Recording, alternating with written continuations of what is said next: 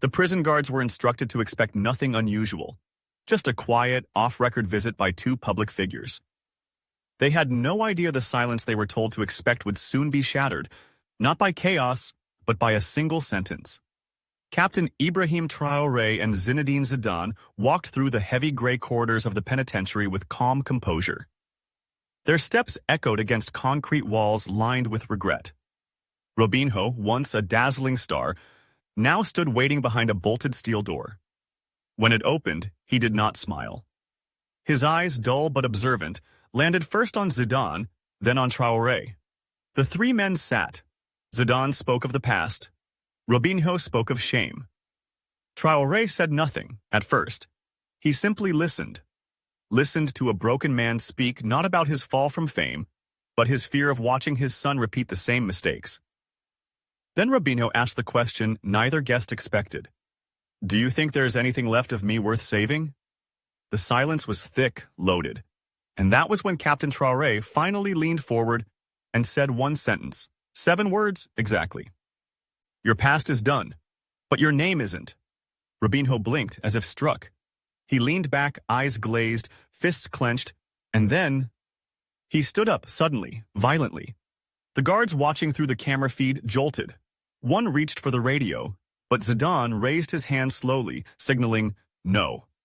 Robinho wasn't attacking. He was crying, uncontrollably, like something inside had been pierced and couldn't hold back anymore. "They only call me criminal now," he said, voice shaking. "But what you just said, it felt like breathing after drowning." The room fell into a silence deeper than any isolation. Even the guards outside, watching through reinforced glass, were frozen. The prisoner they'd seen rot in silence for 18 months was now on his knees, sobbing into his hands. When the visit ended, Traoré said no more. He simply placed a hand on Robinho's shoulder and walked out. But what followed in the days after shocked the entire prison staff. Robinho requested entry into the prison's mentorship program. He volunteered to speak weekly with young offenders. He wrote 3 letters, one to his son, one to his ex-wife, and one to the director of the prison. In all 3, he repeated the same sentence: "My past is done, but my name isn't." The guards were stunned. The man they once described as a ghost in human form now walked the halls with purpose. Something had cracked but not broken. Something had been rebuilt, and it all started with one sentence from one man who understood that redemption doesn't begin with forgiveness. It begins with being seen as still human. 2 nights after the visit, Robinho sat alone in his cell. The noise of the prison faded into the background as he replayed that moment over and over. Not Zidane's presence, not even the hug. It was Captain Ibrahim Traoré's words that echoed louder than steel doors and iron bars. "Your past is done, but your name isn't." For the first time in 18 months, Robinho didn't cry out of regret. He cried out of recognition. That night, he picked up a pen. The guards noticed he refused dinner. He didn't sleep. He just wrote 3 letters. One to the prison director, requesting permission to join the mentorship program. One to his son, filled with trembling hope and humility, and one to Ibrahim Traoré.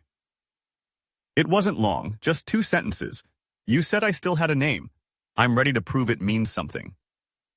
A week later, Robinho began mentoring juvenile offenders inside the prison. He didn't preach, he didn't pretend to be wise. He simply told them, "I had everything and I lost it because I thought I was untouchable. Don't be like me. Be better than me." Word spread. Guards noticed fewer fights, fewer lockdowns. A shift in tone, almost unexplainable, but undeniable. When one of the teenagers asked him why he cared, Robinho pointed to the wall where he had pinned a crumpled photo of Miguel. "Because I have someone out there who needs me to stop being a ghost." 3 weeks later, the prison director approved something unprecedented. Robinho would be allowed to record a short video message to his son, private, unlisted, sent through secure channels. He wore no makeup, no clean shirt, just the truth. Looking straight into the lens, he said, "Miguel, you don't have to forgive me now, but I need you to know, I'm fighting for my name, for yours too." When the video reached his son, Miguel was already at his youth academy, preparing for a small regional tournament. He didn't say anything at first. He just stared at the screen, then turned it off quietly. But that night, his coach noticed something different. The boy stayed behind after training, alone, kicking a ball against the wall until well past dusk. The following week, at the tournament, Miguel played like a storm. Not angry, not desperate, focused. Zidane and Captain Traoré watched silently from the edge of the field, dressed simply, unnoticed by most. When Miguel scored the winning goal, he didn't celebrate. He simply looked up at the sky for a long second, then walked off the field, silent. After the game, he approached Zidane. The two stood under the stadium's shadow, the air thick with unspoken things. "He told me you came to see him," Miguel said, eyes sharp but young. Zidane nodded. "And did he cry?" Miguel asked. "Yes," Zidane replied softly. "Good," the boy said, "because I need him to hurt before he heals." Captain Traoré watched the exchange from a few steps away, and later that night he would write a line in his journal. "We do not change the future with lectures. We change it with presence." Somewhere behind prison walls, Robinho read a reply from Miguel's mother. 2 words only. He saw it.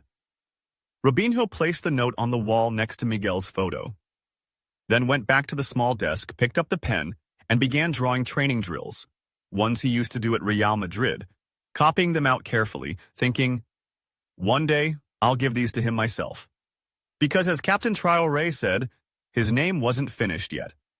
18 months after that silent prison room meeting, the sun rose over Sao Paulo like any other day.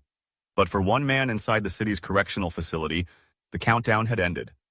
Robinho was going home, not to fame, not to flashing cameras or adoring crowds, just home, to uncertainty, to rebuilding, to whatever version of himself remained. The guards handed him his personal effects, a tattered Bible, 3 letters from Miguel, and a single folded paper signed by the prison warden. Early release granted on behavioral reform and service contribution. He stepped out wearing no sunglasses, no hat, no mask. The air outside smelled different, not of freedom, but of responsibility. A small car waited. Inside sat his former coach from Santos FC, gray-haired now, quiet. "No press, just me," he said. "I owed you that much."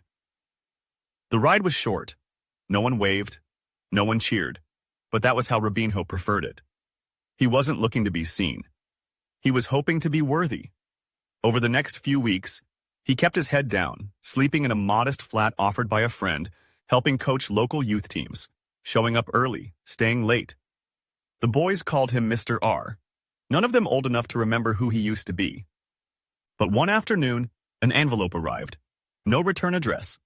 Inside was a single sentence written in a boy's hand.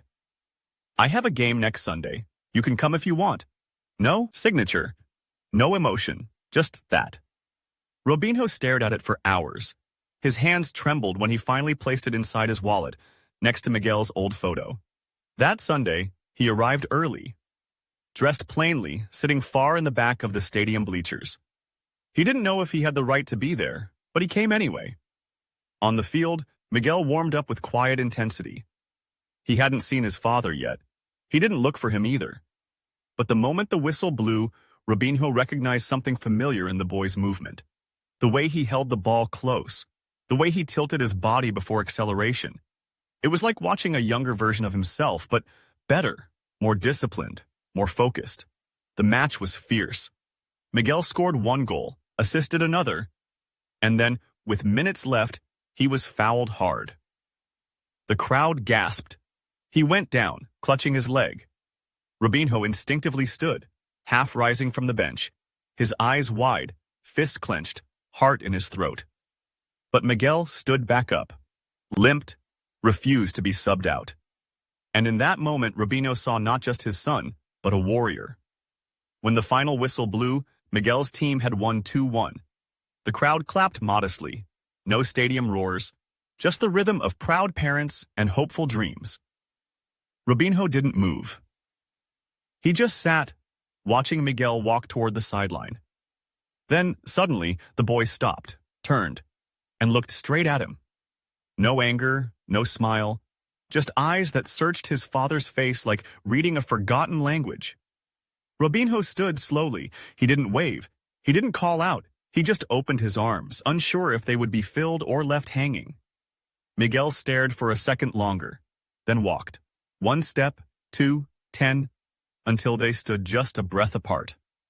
"You came," Miguel said. Robinho nodded, eyes already burning. "I said I would." Miguel didn't hug him, not yet. But he placed his hand on his father's chest and said, "Don't run away this time." Robinho swallowed hard, blinking fast. "I won't." And in that single touch, years of pain, silence, and broken trust cracked. Not gone, but finally open. From the opposite corner of the field, 2 figures observed in silence. Zinedine Zidane and Captain Ibrahim Traoré, arms folded, faces unreadable. They said nothing. They didn't need to, because sometimes the most powerful victories don't come with trophies or medals. Sometimes they come from simply showing up and staying. That night, Robinho didn't sleep. He sat by the window of his small apartment, staring at the streetlight, his mind still echoing with the words Traoré had once said, "Your past is done, but your name isn't." He whispered them to himself like a prayer, then took out a notebook and began to write. Not a statement, not an autobiography, but the first draft of something he once thought he'd never have again. A future.